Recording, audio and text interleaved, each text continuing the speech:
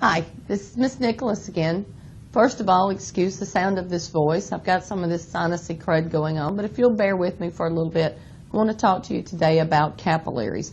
First of all, before we get started, I want to remind you a little bit about the structure of these capillaries and what capillary beds are. Remember, you have arteries that bring blood away from the heart, A for artery, A for away. So bringing blood away from the heart, and they flow into smaller arterioles, which then flow into the smallest of the blood vessels, which are the capillaries. So in the capillary beds, that's the site of exchange, and we'll talk about the different things that are exchanged. But as we're looking at this, you'll see that things are changing colors. So these red vessels, your arteries and arterioles, are carrying oxygenated blood. So in the capillary beds, that oxygen is dropped off, CO2 is picked up. Now we have deoxygenated blood flowing into small little venules, which merge into larger veins, and then those larger veins are going to take that deoxygenated blood back into the heart. All right, so now we got a little bit of a preview. I want to talk to you some more about capillaries. All right, as I mentioned, the capillaries are very small blood vessels. In fact, almost all of them are microscopic.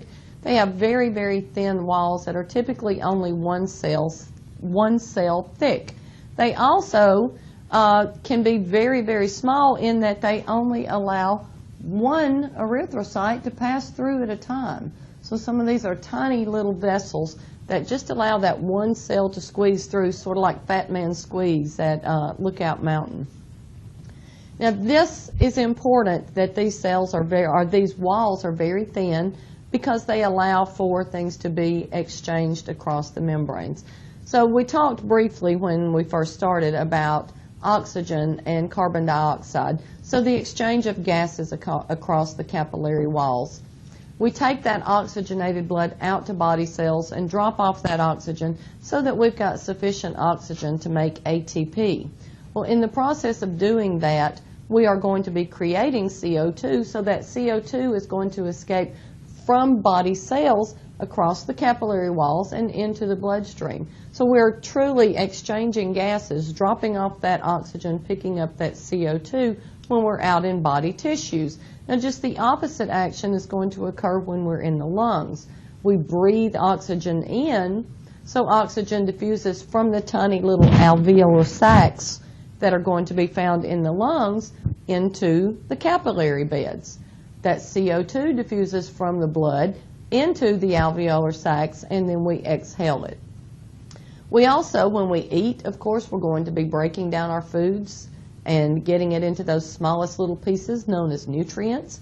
Those nutrients are carried in the bloodstream out to body tissues. Well, we've got to get it out of the blood and into tissues so they diffuse across those membranes. And the same thing with waste products, but we're going the opposite direction. With waste products created in body cells and body tissues, we want to get that into the bloodstream so that we can carry it to the appropriate cells to get rid of or to be excreted. And as you'll learn when we get into Unit 2 and we start talking about hormones, you'll see that those hormones also have to diffuse across cells in those endocrine glands, excuse me, and then be transported in the blood where they diffuse from the blood across the capillary beds to bind with cells that have receptors. And we'll talk more about that in the next unit. But the two forces that drive the movement of things across these membranes are hydrostatic and osmotic pressure. So I want to talk to you just a little bit about that to make sure that you understand exactly what we're talking about. All right, hydrostatic pressure is the pressure of water against a membrane, and osmotic pressure is the pressure of the solutes, how much stuff is in the water. So if you look at these two images we have here, A and B, all right, so all of this is our water, right? And you can see we've got an equal total volume in side A and side B. But if the little red dots, let's say the little red dots are sugar, okay? Which side has more sugar? Well, obviously side A has more sugar, right? So side A has higher osmotic pressure, okay, because it has more stuff dissolved in the water.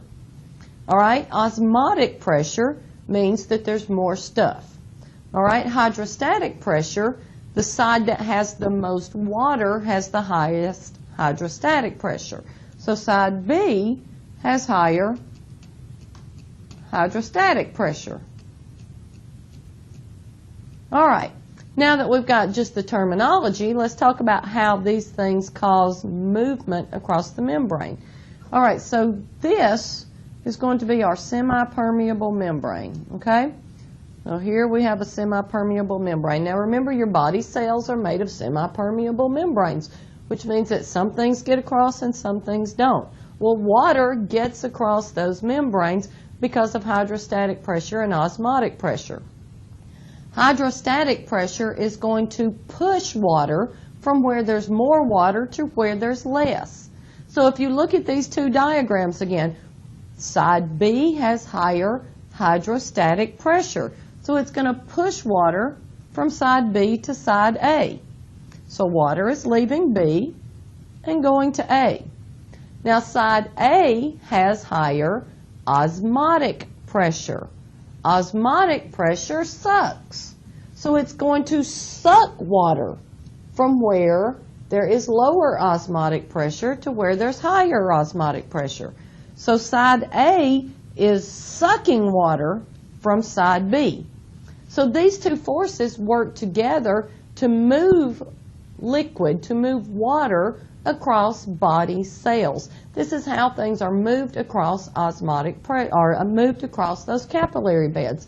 So if we go back up here and we're talking about sugar, all right, let's say, excuse me, that side A is a capillary bed, okay, and side B is your body tissue, wherever it is, doesn't matter.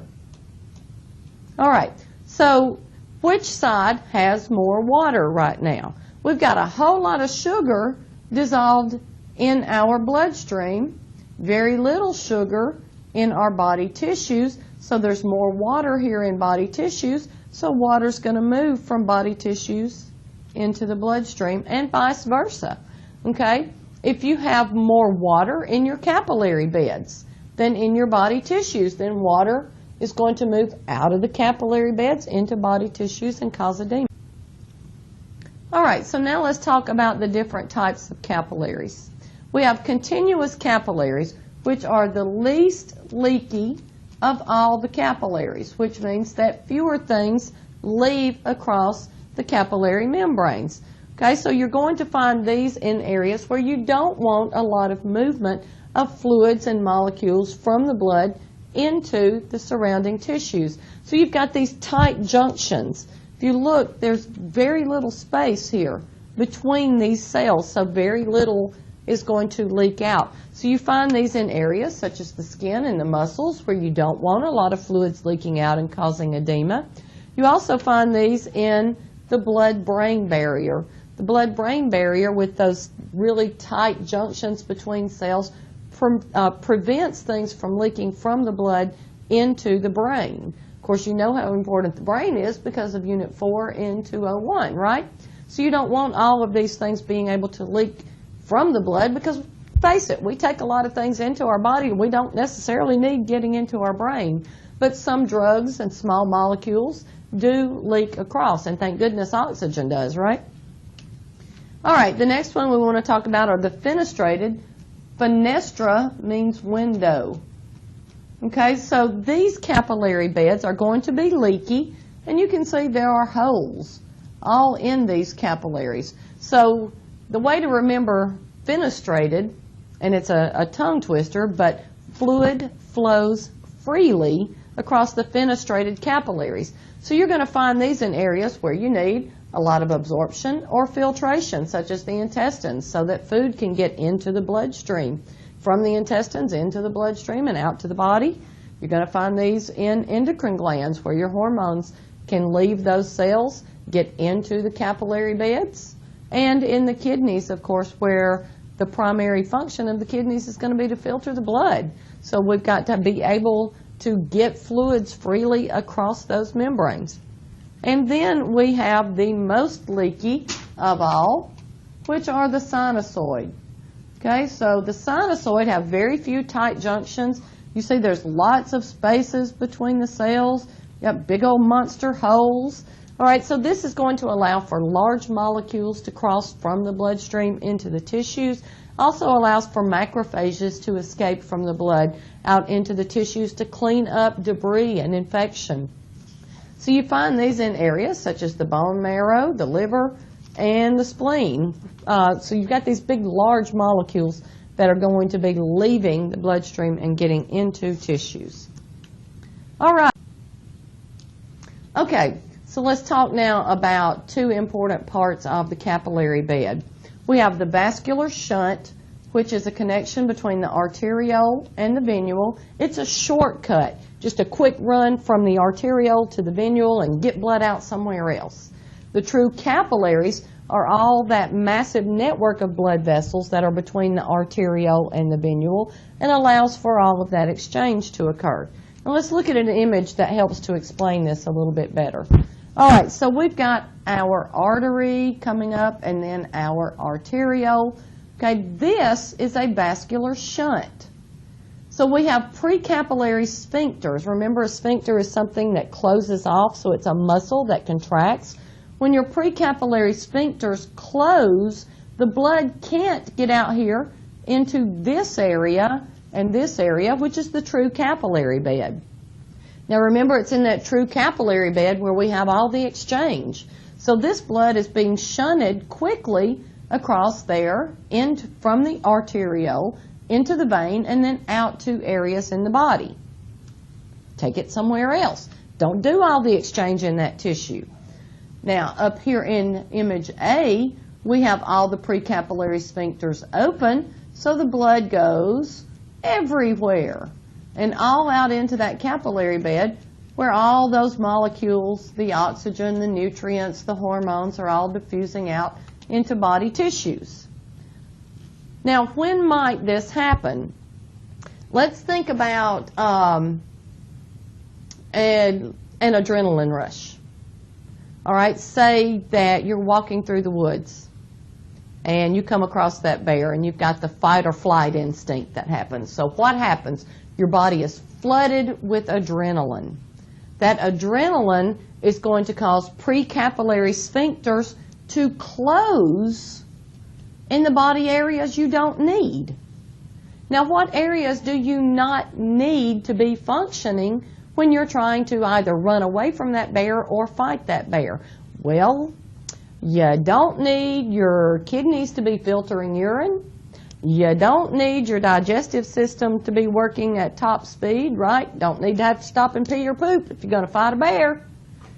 All right, so we want to shut off those precapillary sphincters in that area so that oxygenated blood can be rushed out to other body areas. Now, where might we want those precapillary sphincters open? Of course, we want them open in our skeletal muscles, okay, so that oxygen can rush out into those body cells so that we can replenish those stores of ATP quickly. Our pupils are going to dilate. We're going to be rushing sugar out to body cells. So skeletal muscle needs lots and lots and lots of blood getting to it. Not so much so on the digestive system. Alrighty, so hopefully this wasn't too bad for you. Again, I apologize about the craziness of these this crazy, scratchy sounding voice, but hopefully you got something out of this, and I'll talk to you again soon.